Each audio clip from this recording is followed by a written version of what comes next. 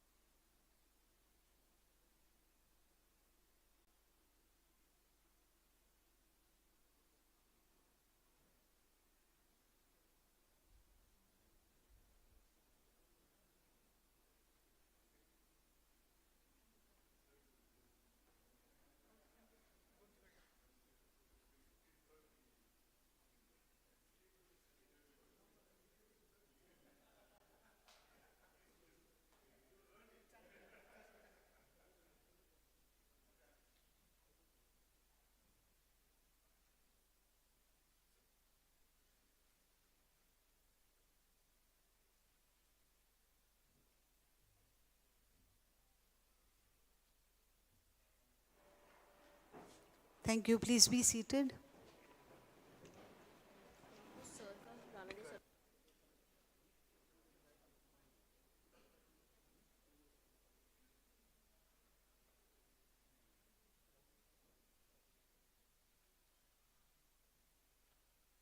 Good evening, ladies and gentlemen.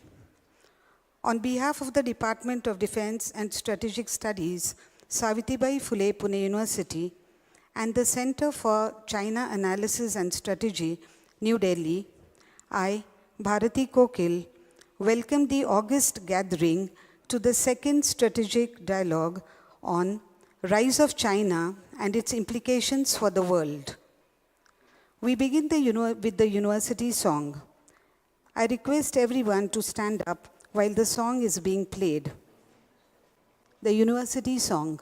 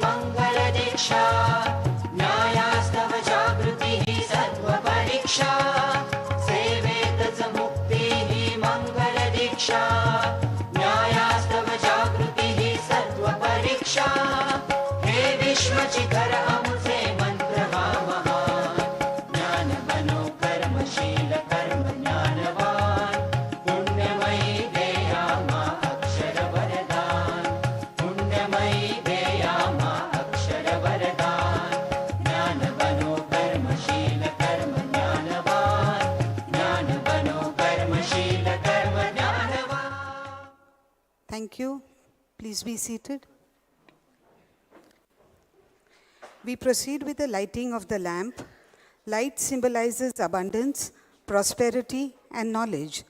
Lighting of the lamp removes darkness and spreads divine energy. May I request the dignitaries on the dais to light the lamp.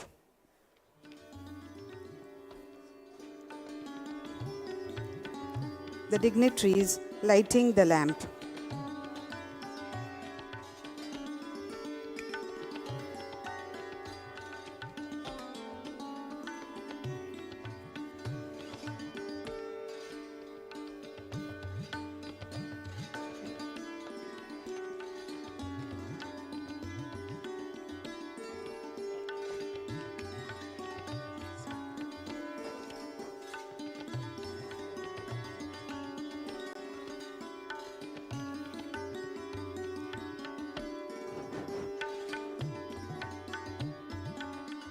Thank you, sirs.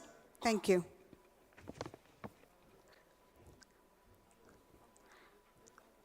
I would now like to request Professor Dr. Vijay Khare, Head, Department of Defense and Strategic Studies, Savitribai Phule, Pune University, to deliver his welcome remarks.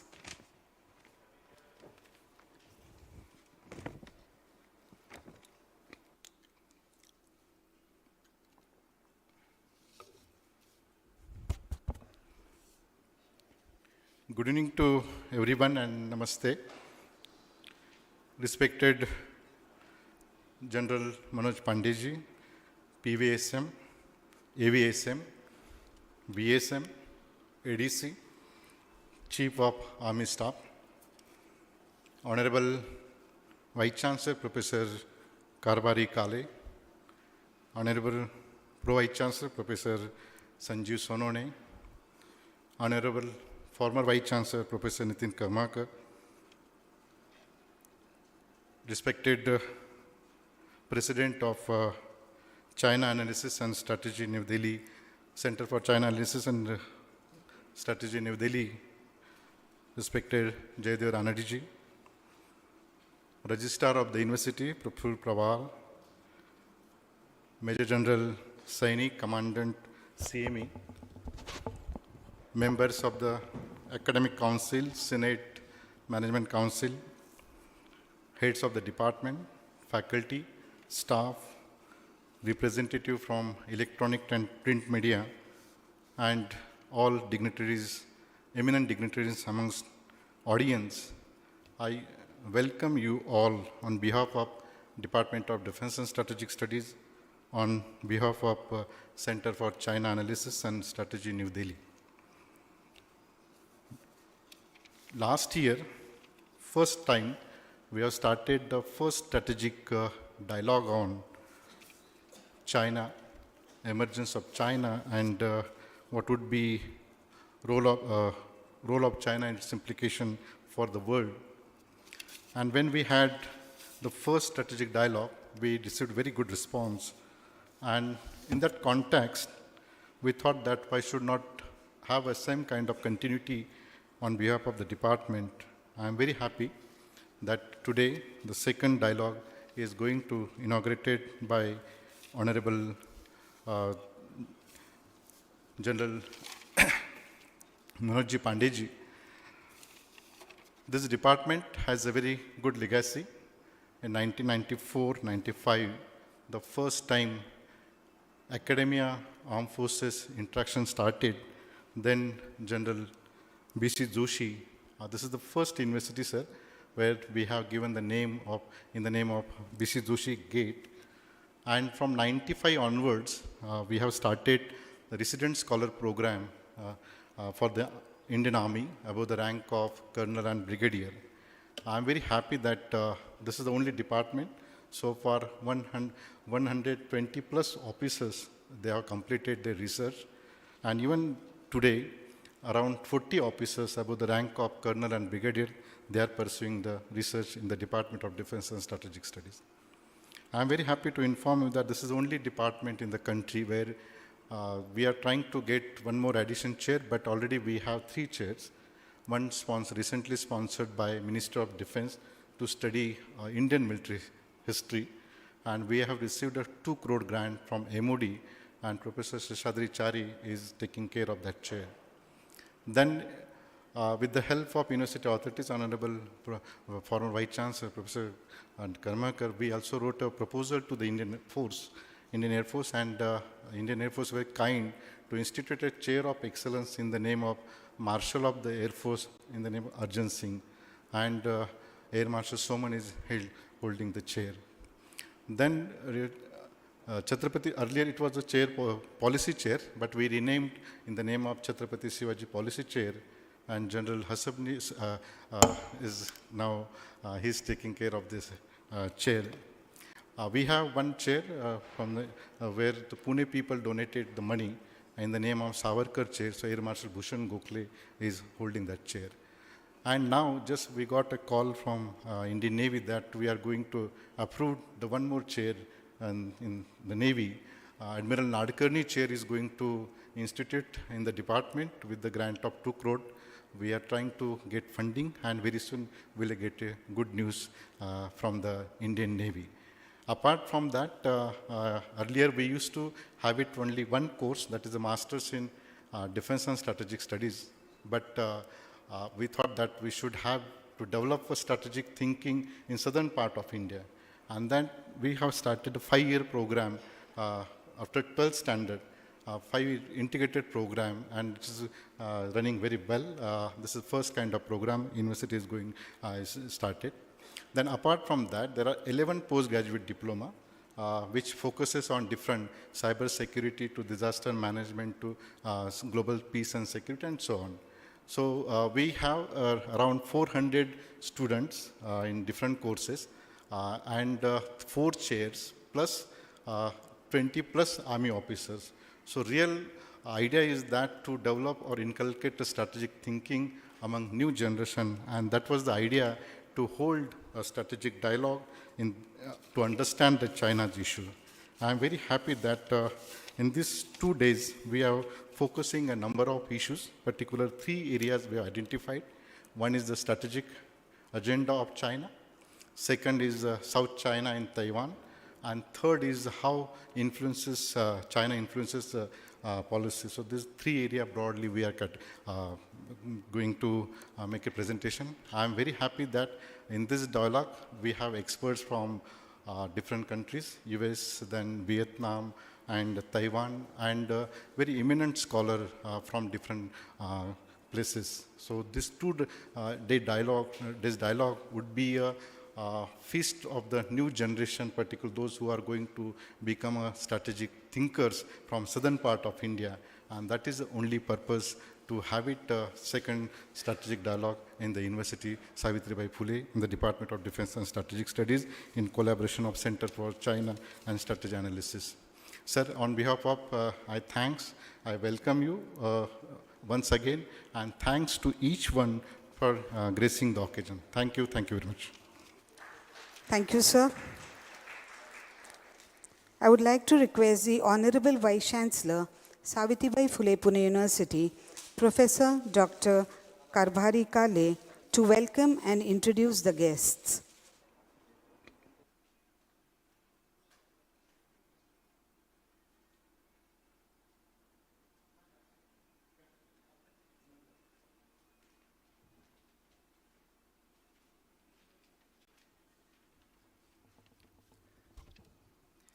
Good afternoon to one and all.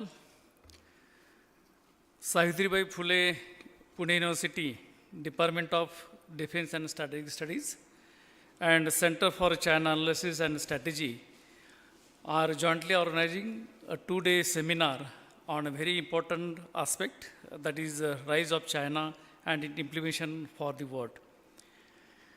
The dignitaries on the dais, Honorable General Major Pande, Honorable Jayadeva Ranade sir, my colleague Pro Vice Chancellor Professor Sonone, the head of the department Professor Khare, in front of me the dignitaries, our ex-Vice Chancellor Professor Karmakar, Management Council member, Academic Council member, Registrar and Finance Officer of the University, Head of the Department, and various dignified defense officers, ladies and gentlemen.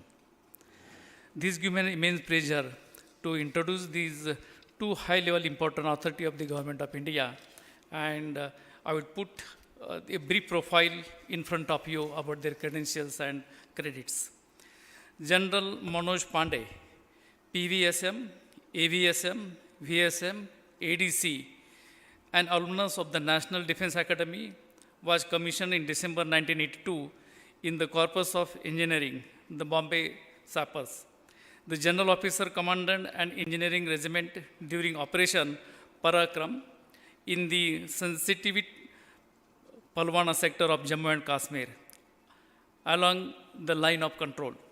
The General Officer is a graduate of Staff College, Cambridge, United Kingdom, and attended the High Command and National Defense College courses.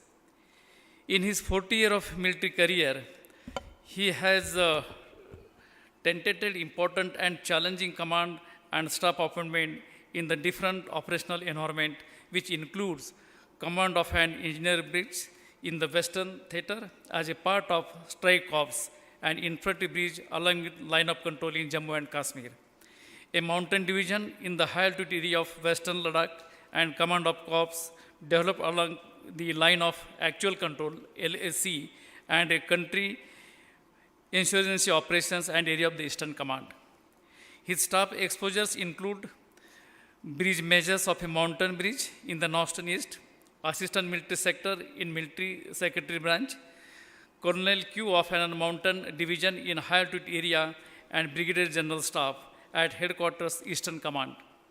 The General Officer has served as the Chief Engineer in the United Nations mission in Ethiopia and Eritrea.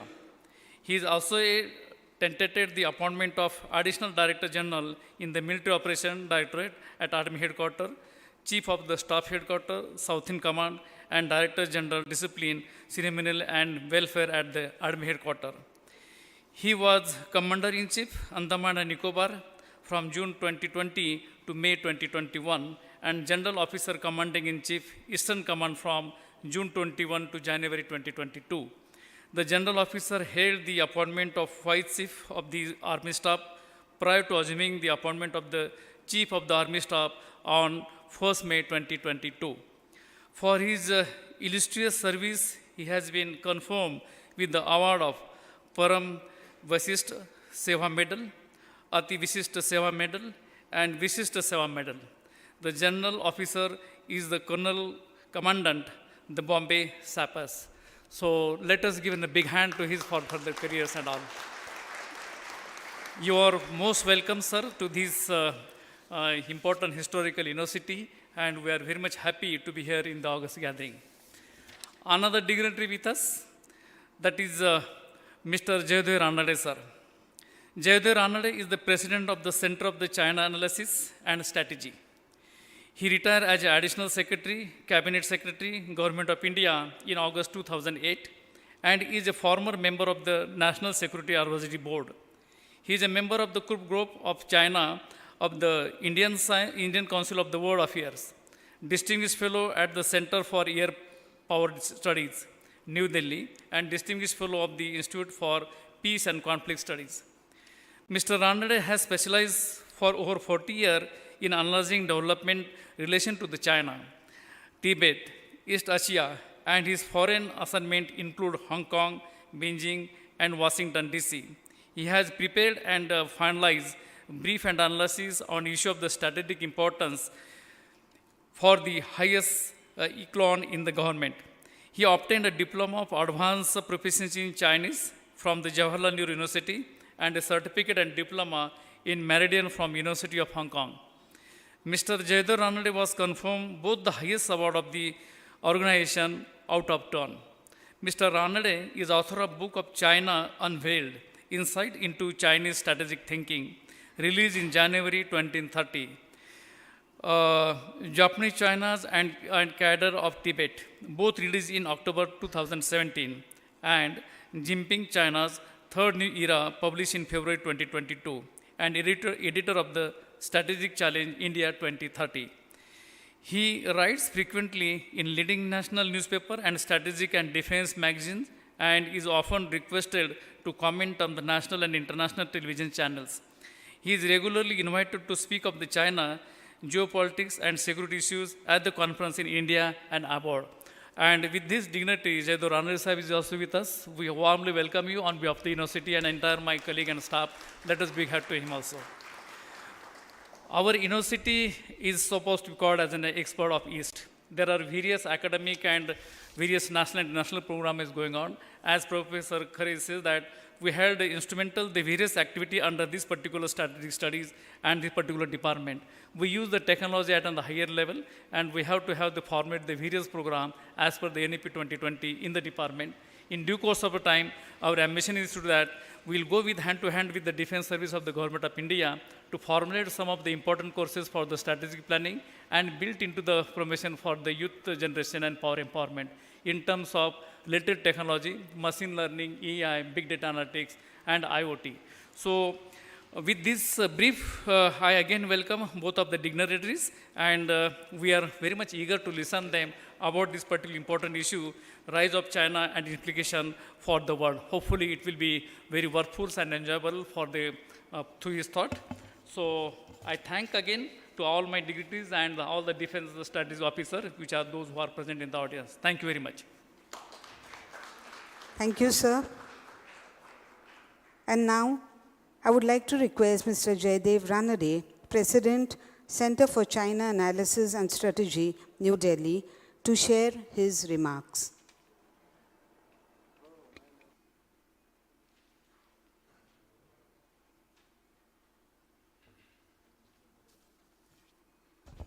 Thank you. General Manoj Pande,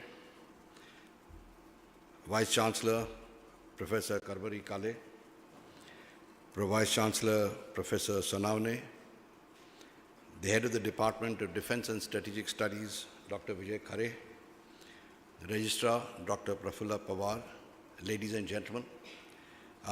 It's a matter of privilege, I think, for all of us, certainly for the Center for China Analysis and Strategy, that we have the Chief of Army Staff here in our midst today to inaugurate a conference on China, particularly the rise of China and its implications for the world.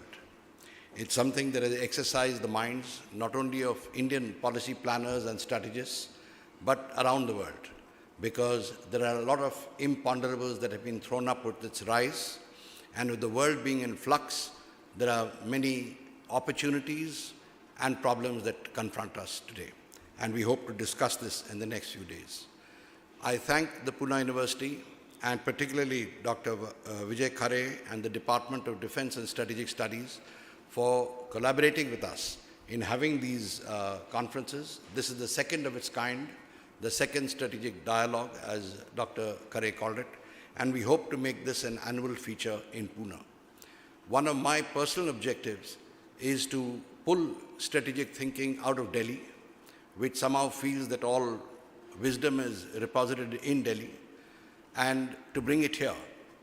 Pune is, in fact, a resource. It's a reservoir of huge talent in the form of retired military officers, retired strategists, retired diplomats, who, in my personal opinion, are not being utilized the way they should be. So we hope to try and, shall I say, ignite their thinking and also provoke some kind of contributions by them which are received also in Delhi.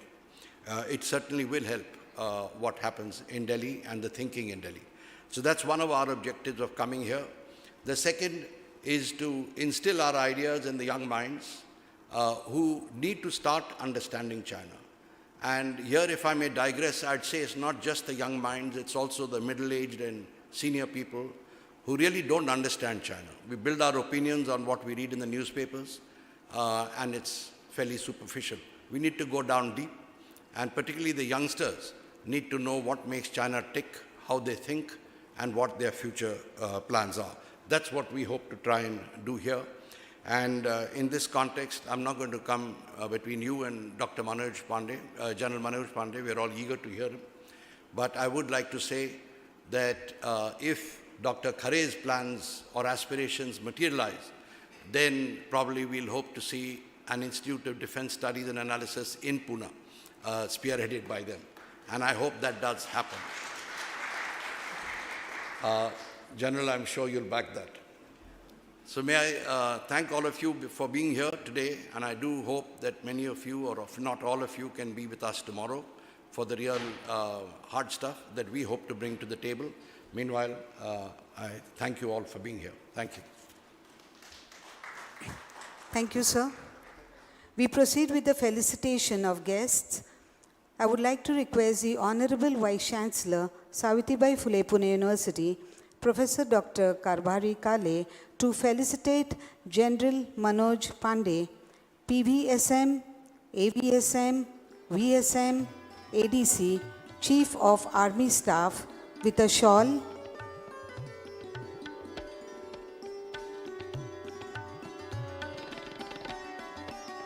bouquet, memento, and a bouquet. The Chief of the Army Staff is felicitated with a shawl, memento, and a bouquet. Thank you, sir.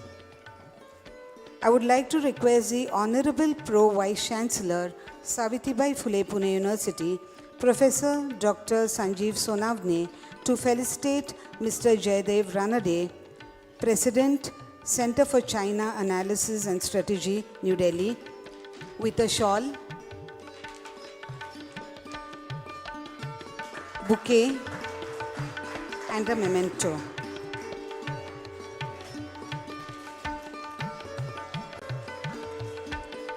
I request Professor Dr. Vijay Khare, Head, Department of Defense and Strategic Studies, to felicitate the Honorable Vice Chancellor, Savitribai Phule, Pune University, with a bouquet, and also the Honorable Pro Vice Chancellor with a bouquet. Thank you, sir.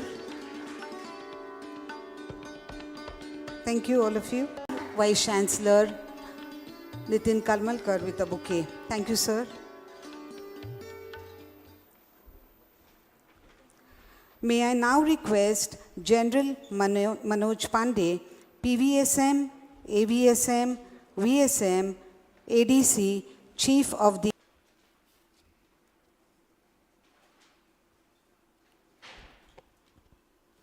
Professor Dr.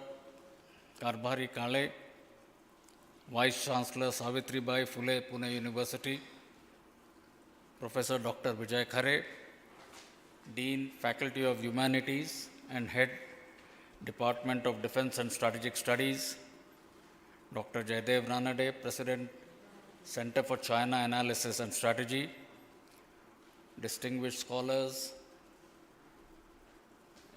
esteemed guests, veterans, colleagues in uniform, students of SPPU, ladies and gentlemen, a very good afternoon and Jai Hind to each one of you. It's always good to be back here in Pune and a privilege to speak at this esteemed institution which honors and upholds the values of Savitribai Phule, who devoted her life to promoting women's rights and empowerment. Her noble pursuits truly embodied the ideals of our present-day Nari Shakti initiatives. She indeed was a visionary ahead of her times. My compliments to Mr. Jayadeva Ranade of the Center for China Analysis and Strategy, which has been pioneering study, research, and analysis on China. Your role in providing insights into China's military capabilities, modernization, and strategic thoughts is indeed noteworthy and commendable. For today's talk on the theme of rise of China and its implications for the world, I intend to share my thoughts firstly on the overall strategic context in which China's rise needs to be seen. Secondly, I'll focus on China's rise per se, followed by implications of China's rise on our regional and operational environment. And finally, how are we addressing this challenge. So let me begin with the overall strategic context. In today's world, geoeconomics continues as the lead driver of geopolitical shifts. Complex global relationships are taking shape, driven by an interplay of interest, concerns, and aspirations. The resultant power plays range from cooperation to competition and containment to confrontational strategies. Consequently, strategic linkages are being redrawn as interest-based alliances. Traditional partnerships are under stress due to cost, duration, and the level of support. The bottom line in all these parlays reflect the primacy of one's national interests. The ongoing Russia-Ukraine conflict has only added to the turbulence in the landscape, with many aspects emerging profoundly in the geopolitical security calculus. The relevance of hard power has been reaffirmed, along with the primacy of land in determining victory markers and the imperative to be prepared for the long haul.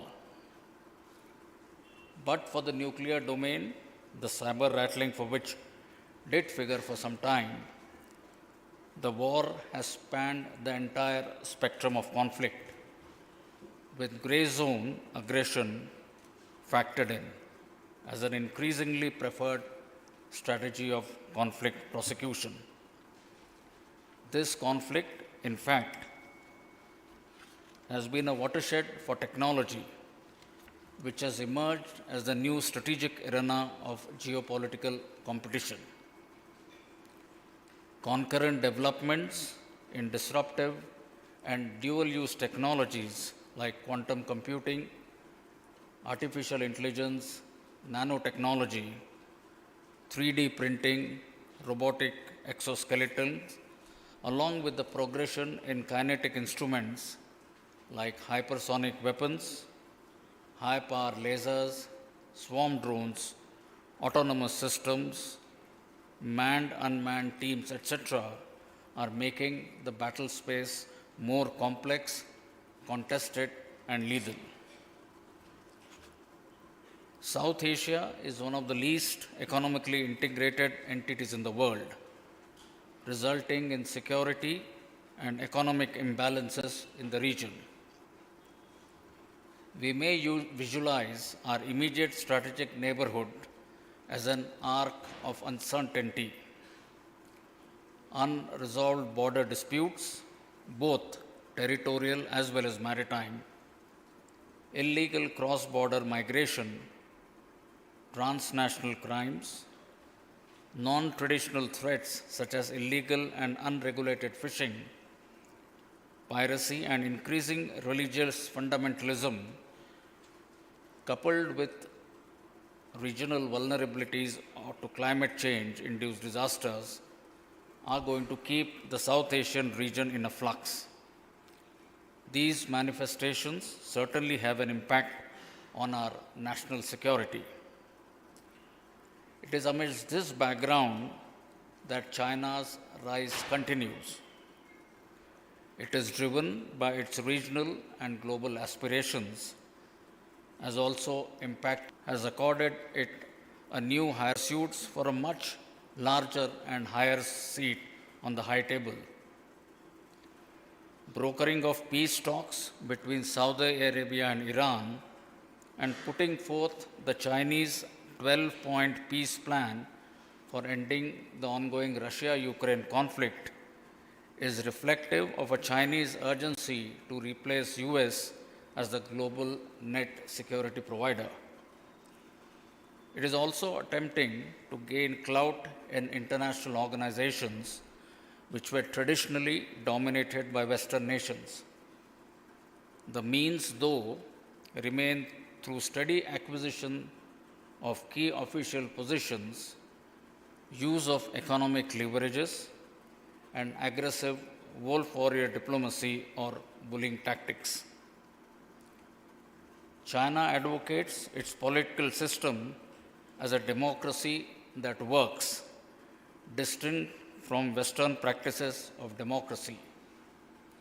It defines this as social democracy. The prosperity quotient of Chinese citizens, their higher requirements of material and cultural life, and the economic heft of the nation today are put forth as proof of efficiency of their model. The essence of their belief in the same is reflected in the words of Xi Jinping, and I quote, "We have every confidence that we can give full play to the strengths and distinctive features of Chinese socialist democracy and make China's contribution to the political advancement of mankind," unquote.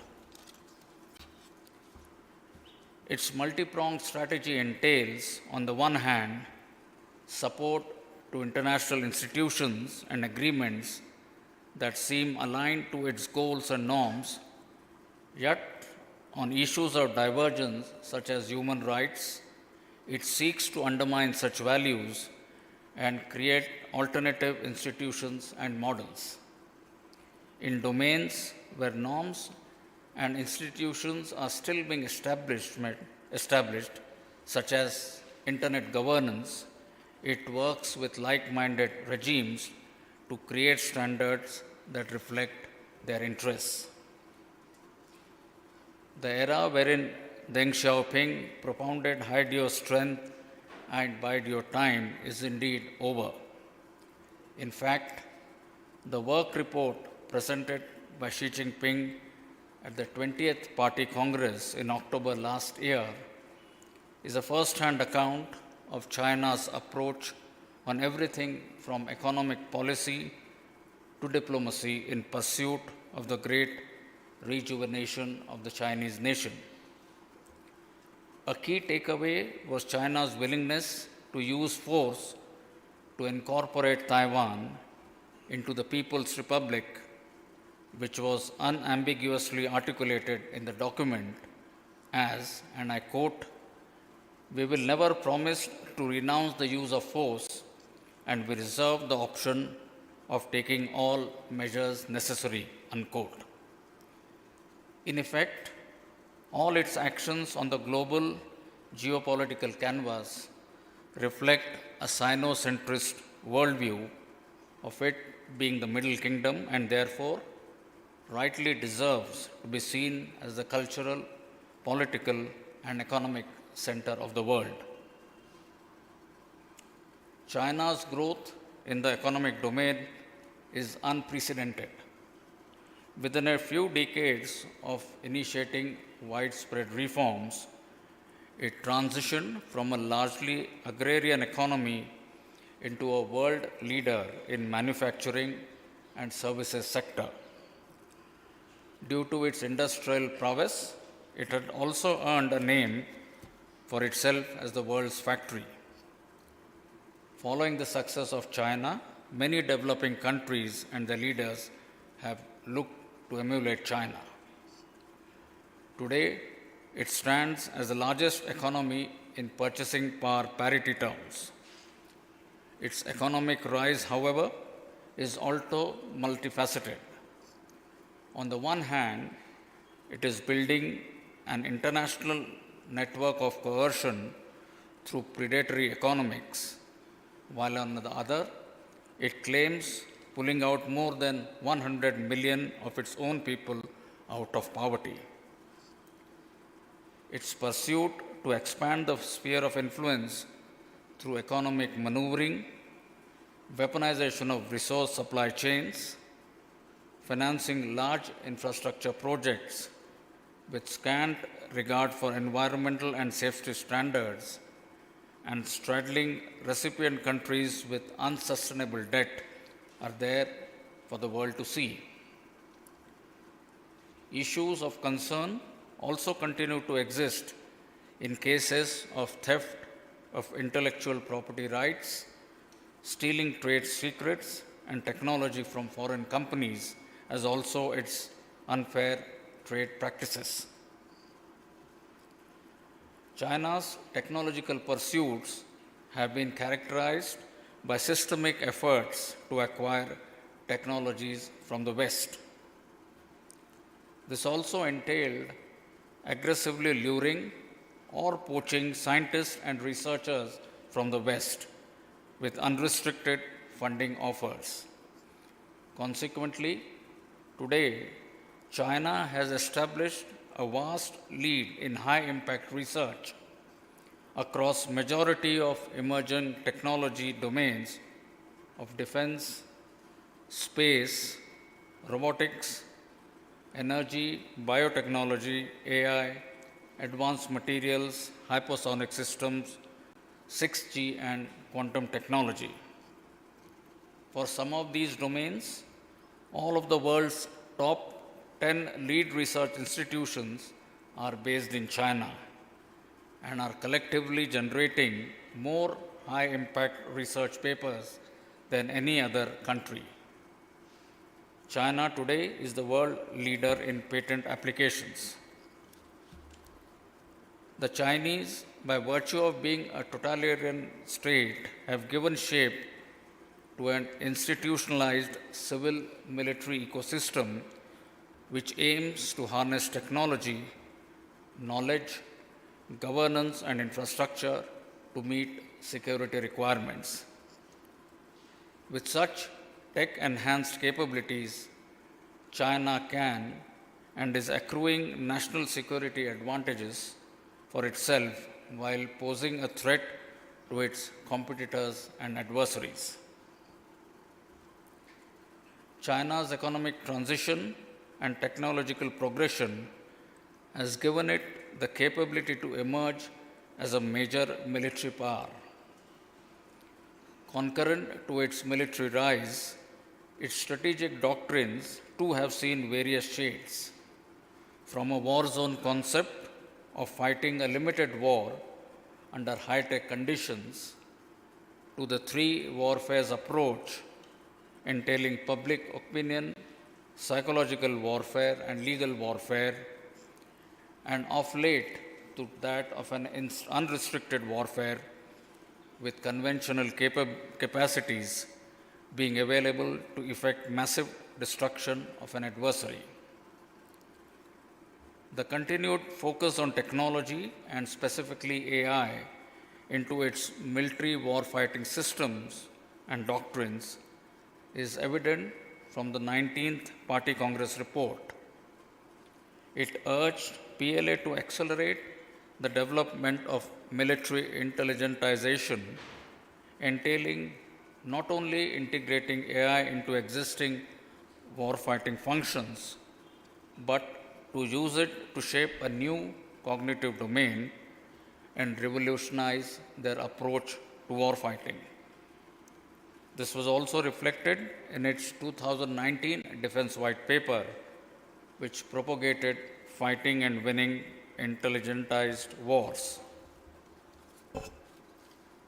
In the response context, it is also prudent to recognize China's gray zone actions, which involve kinetic and non-kinetic forms of assertiveness and coercion aimed at achieving strategic goals without provoking a conflict. Selective historical referencing, intelligent obfuscation of reality using legal framework, and exploiting technological prowess in cyber and information operations are some of the common tools in the Chinese playbook. It is increasingly displaying a willingness to project its military power as seen from its aggressive attempts to establish military bases in the Indo-Pacific, Africa, and more importantly, in our immediate neighborhood as well. The rapid expansion of PLA Navy is reflective of its extra-regional power projection intentions. The proliferation of its military weapons, equipment, and technology is enhancing military capabilities of a number of states, some in South Asia too, which is of concern. Its forays in the South China Sea, rejection of international tribunal awards on maritime claims, activities in the Taiwan Straits, and actions along the LAC bordering on bellicosity make it increasingly apparent that China's interpretation of an international rules-based order rests on might is right. Apart from the issues that I have briefly spoken of, there are aspects where its pursuits seem to be in congruence to global norms. The establishment of the multilateral financial institution, the Asian Infrastructure Investment Bank, which invests in infrastructure projects across Eurasia, does follow international lending standards and often cooperates with the World Bank and the ADB. On climate change norms, its stance has shifted from resisting international cooperation in the yesteryears to one of reducing usage of fossil fuels, and becoming the world's biggest investor in renewable energy. Having seen the key facets of China's rise, let me focus on the regional geostrategic context and operational environment closer home as relevant to us. In the Indo-Pacific, a shift of global power play is distinctly discernible in the recent years.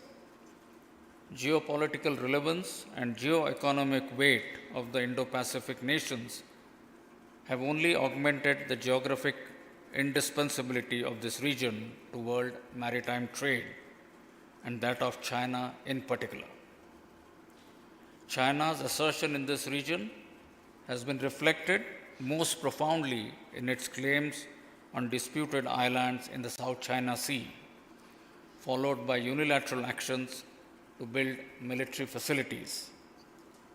The significance it attaches to these occupations is reflected in their definition of the same as core interest and non-negotiable. China's resolve for reunification of Taiwan was reflected once again in the white paper published post Nancy Pelosi's 2022 visit to Taiwan, which reiterates China's stance as a shared aspiration for all the sons and daughters of Chinese nation and an historic mission of the Chinese Communist Party. China's engagement with ASEAN has largely focused on economic development and domains of non-traditional security. It also seeks to create an alternative architecture of rules and institutions on the basis of shared beliefs and norms that can be identified as a community of shared destiny. India's strategic location astride the vital sea lines of communication propels us as a key player in the Indo-Pacific contestations. In contrast to Chinese strategy unfolding in the Indo-Pacific, our strategy has been defined in our vision of the Indo-Pacific as security and growth for all in the region, the essence of which can be found in the words of our Honorable Prime Minister, who said, and I quote, "When the oceans are open, the seas are secure, countries are connected, the rule of law prevails, and the region is stable, nations, small and large, prosper as sovereign countries," unquote. I would like to make a mention here of the strategic architectures taking shape in the Indo-Pacific. The evolution of Quad is testimony to increased opportunities, responsibilities, as well as challenges for us in this expanded strategic horizon in the future. China's views on Quad are complex, reflecting its broader concerns about the balance of power in the Indo-Pacific region.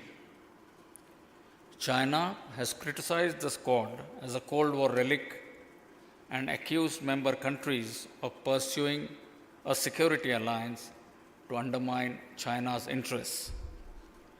Concurrently, China has also downplayed the significance of the Quad, describing it as an artificial grouping that lacks coherence and is unlikely to have a lasting impact on the region.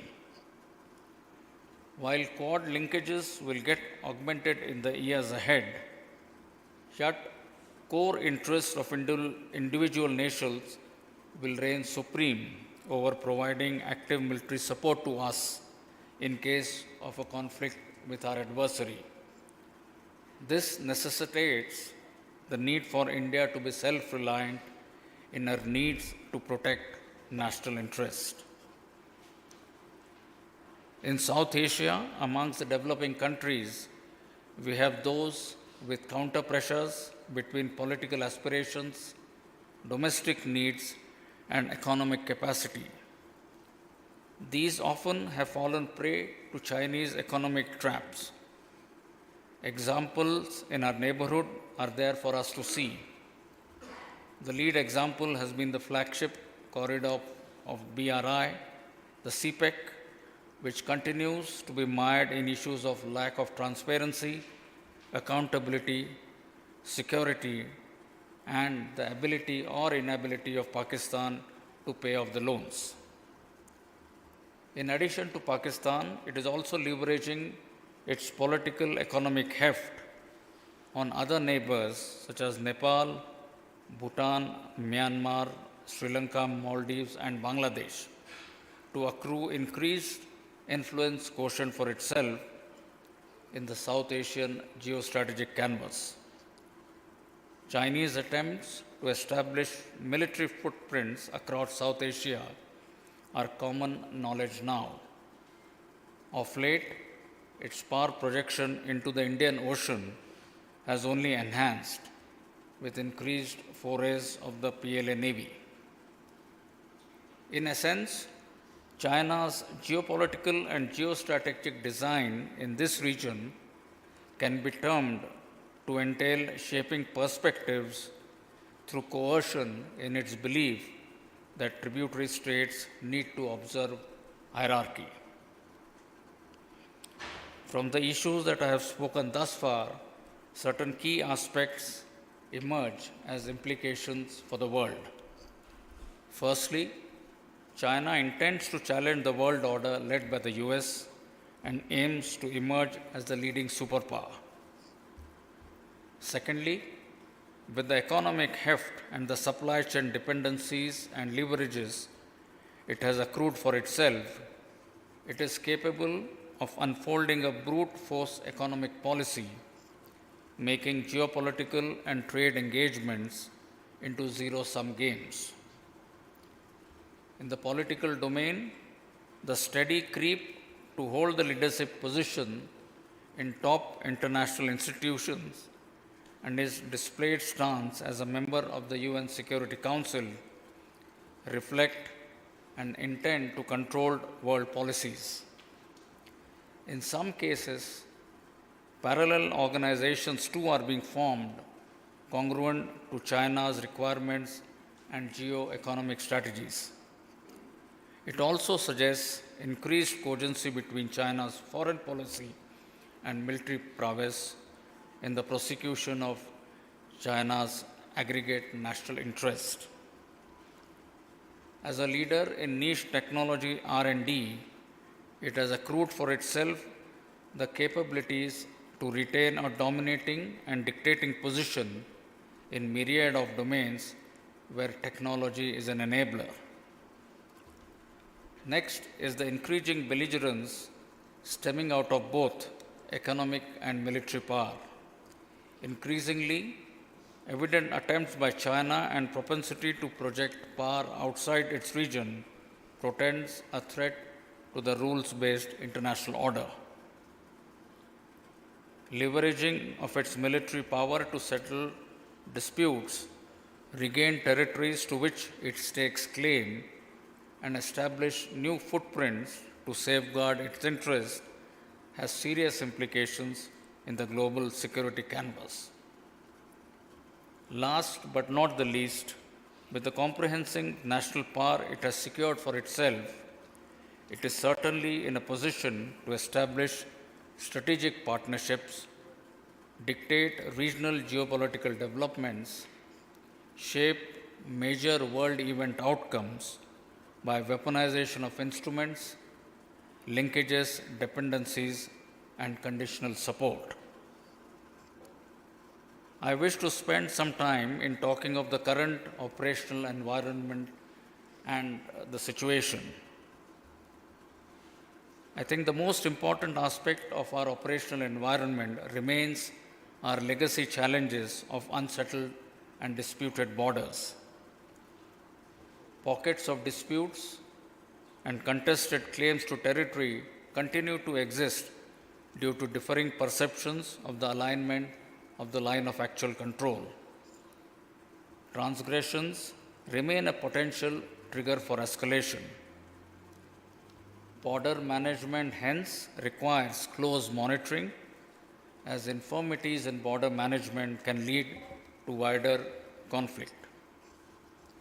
As you all know, we have 4 agreements and protocols of 1993, 96, 2005 and 2013 in the military domain to maintain peace and tranquility on the LAC.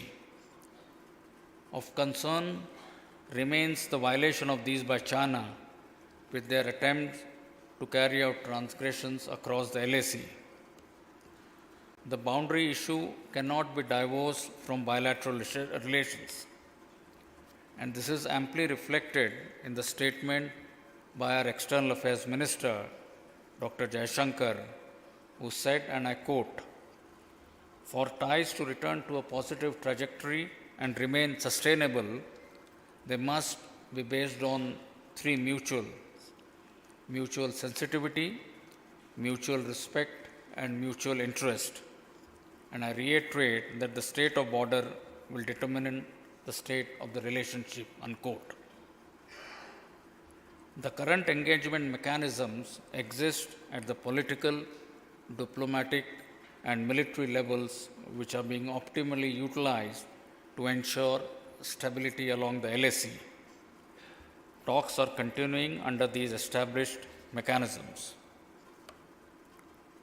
China has over the years accrued significant capacities for force mobilization, application, and sustenance of military operations, consequent to development of infrastructure of military significance, be it roads, airfields, helipads, or billeting structures.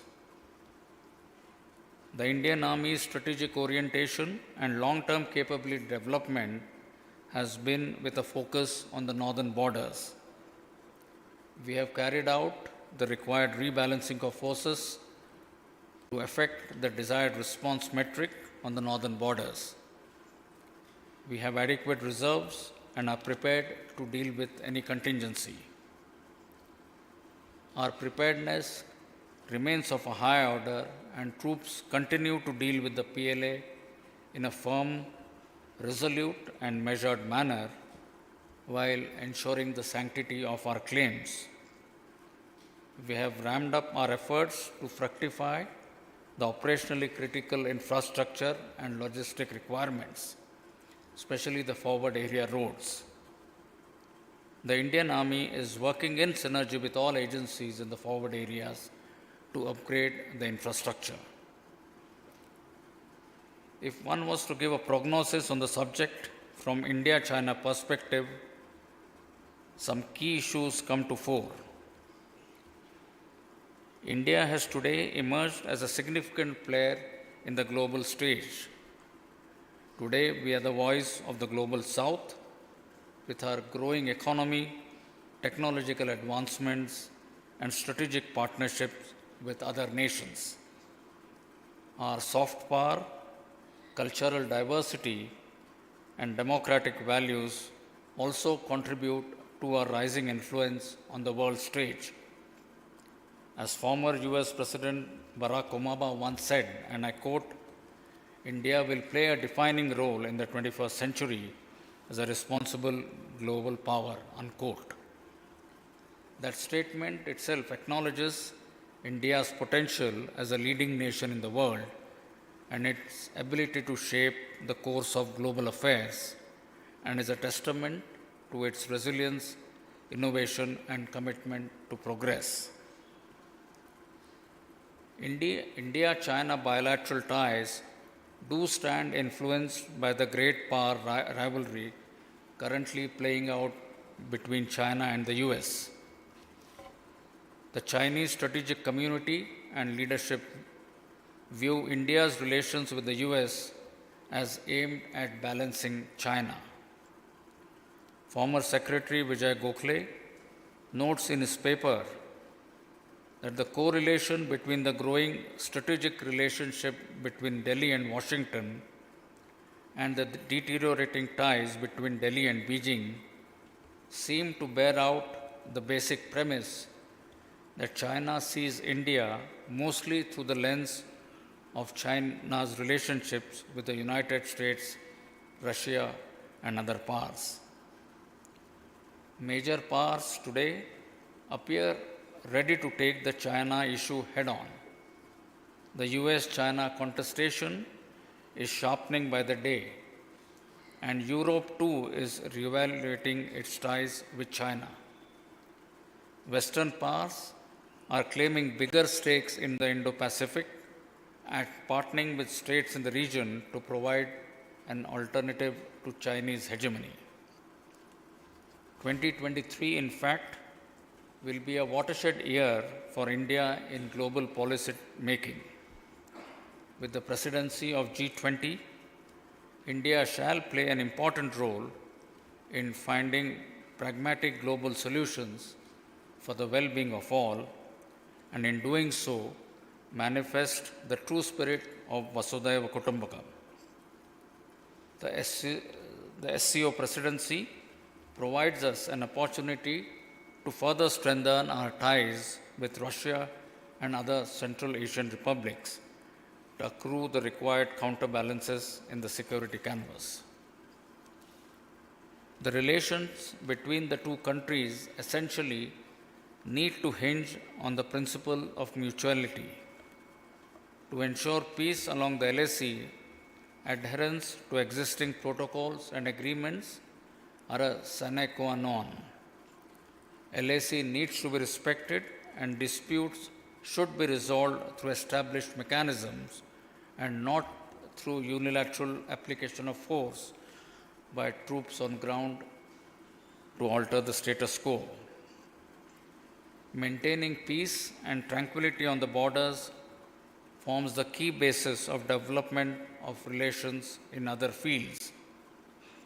The situation along the LAC needs to return to normal and status quo must be restored before the bilateral relations can move forward. Both sides need to be sensitive to the aspirations and interests of the other side as the second and the fifth largest economies of the world. As we seek to narrow our divergences and manage our differences, understanding the long-term perspective is extremely essential. If one were to dwell specifically on China's rise and predictions that it would soon affect a unipolar world, I would like to quote again from our External Affairs Minister, who said, and I quote, "The rise of China, the share of China in global economy, in global technology, in global influence, these are undeniable factors. But the fact is that in this decade, you are clearly going to see many more powers who will have more influence on global debates and global outcomes than they did before.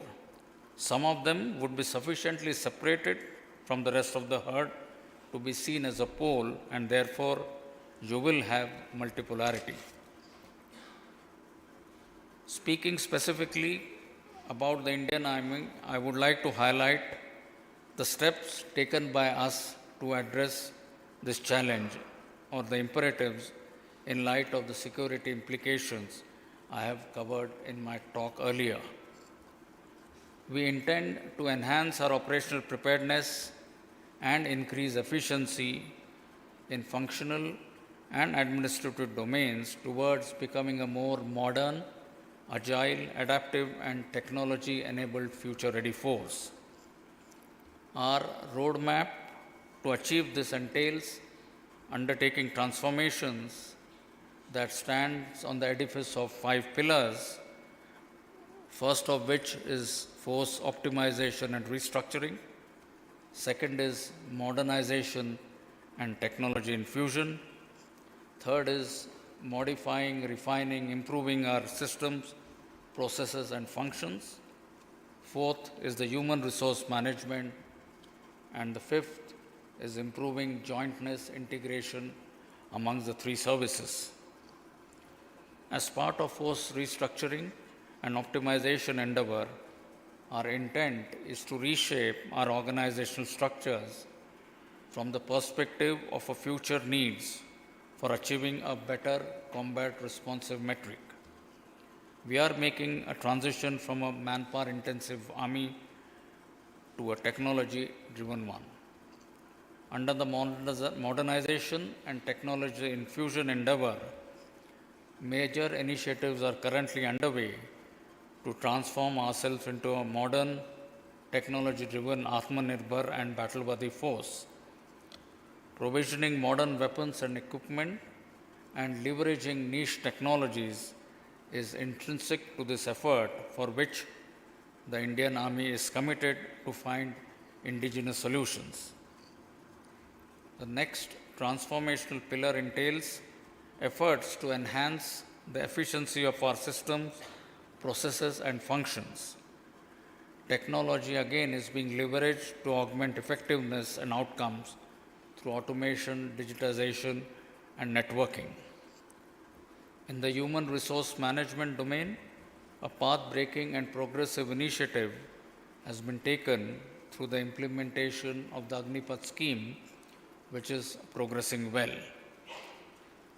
As part of our 5th pillar of transformation, our pursuit to jointness and integration with the other sister services remains an enduring one. The cross-linkages are being nurtured so as to aggregate our capacities and capabilities in a much better manner. To conclude, I would like to say that today our nation reflects a confident optimism about the future. With our growing economy, military and diplomatic capabilities. As the nation's influence expands, new challenges are bound to build up. Some will question our rise, some will contest it, and others will attempt to compete. As a nation, we need to ensure that our national interests remain paramount and we unfold our strategies to secure and further our national interest.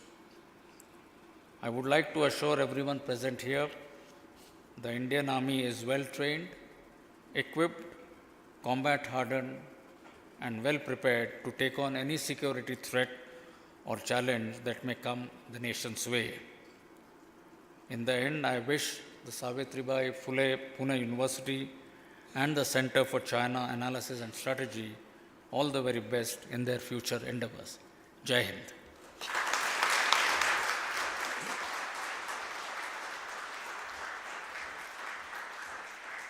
Thank you, sir. I would like to request Lieutenant General A.L. Chavan, PVSM, AVSM, SM, VSM, retired, to propose a vote of thanks.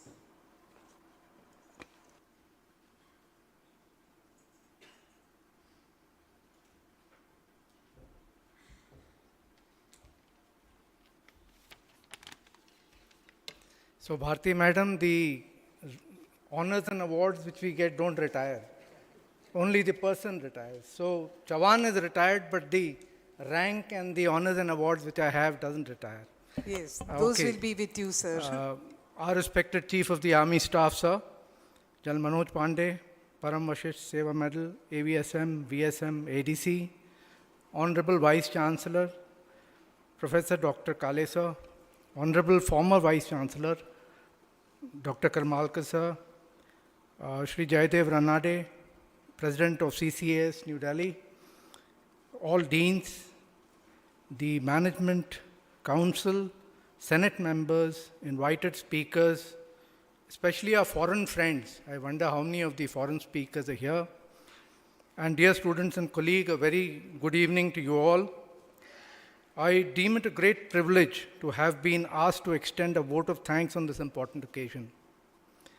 The very presence of the Chief of Army Staff today's program, despite his extremely busy schedule, is a reflection of the importance he attaches to such serious academic pursuits. We are inspired by your gracious presence, sir. I, on behalf of the entire fraternity of the SPPU and the CCAS, extend to you a hearty vote of thanks for gracing the function and sharing this with this august audience, your vision on the issue of the rise of China. You have in fact undergirded the entire subject for tomorrow, and you set the stage for an excellent discussion which is, I'm sure, going to take place after this. I would also like to take this opportunity to express our grateful thanks to Shri Jayadeva Ranade, the President of the CCAS, for his unstinted support and guidance in jointly organizing an event of this magnitude and importance. And we are keenly looking forward to your discourse on the subject, sir. Honorable Professor Dr. Kale, sir, the VC, sir, we are indeed indebted to you for your abundant and munificent support, sir. And it gives us so much of strength and confidence to go ahead with the event, sir. We are fortunate to have with us the former Vice Chancellor, Professor Karmalkar, sir. Thank you very much for your warm and reassuring presence out here, sir. We are thankful to the Pro VC, Dr. Sonavne, Dr. Praful Pawar, the Registrar, the Management Council, Senate members, the Deans of the SPPU for the gracious support. Our sincere thanks go to the media personnel, both print and electronic, as well as the IT cell of the SPPU, the Grey Eye Vision for their endeavor to give wide publicity to this important seminar. An event of this dimension requires very meticulous planning and execution and an eye for detail. We've been fortunate enough to be backed by a very motivated team of dedicated colleagues who know their job, and the results are on display today itself. Thank you, all of you who have put in such an excellent show, for your perseverance and hard work. Special word of thanks goes to Ms. Namrata Hasija from CCAS, who's been instrumental in coordinating the effort with the staff of the Department of Defense and Strategic Studies and the International Center. The chairpersons, the RSP scholars, and our dear students, you are all central to this. And we thank you all and hope the seminar opens up new horizons of research and analysis for you all. Thank you very much, and Jai Hind. Thank you, sir.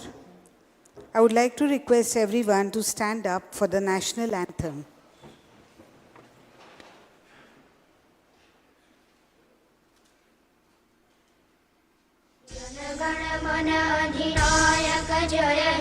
Bharat भाग्य विधाता पंजाब सिंध गुजरात मराठा द्राविड़ उत्कल बंग विंध्य हिमाचल यमुना गंगा उज्ज्वल जलधि तरंग तव शुभ नामे जागे तव शुभ आशीष मांगे गाहे तव जय गाथा जनगण मंगलदायक जय हे भारत भाग्य विधाता जय हे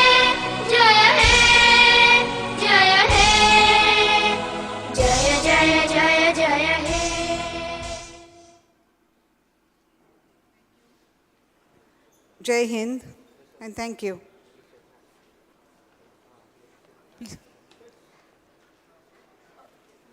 I would like everyone to be seated in their places just now.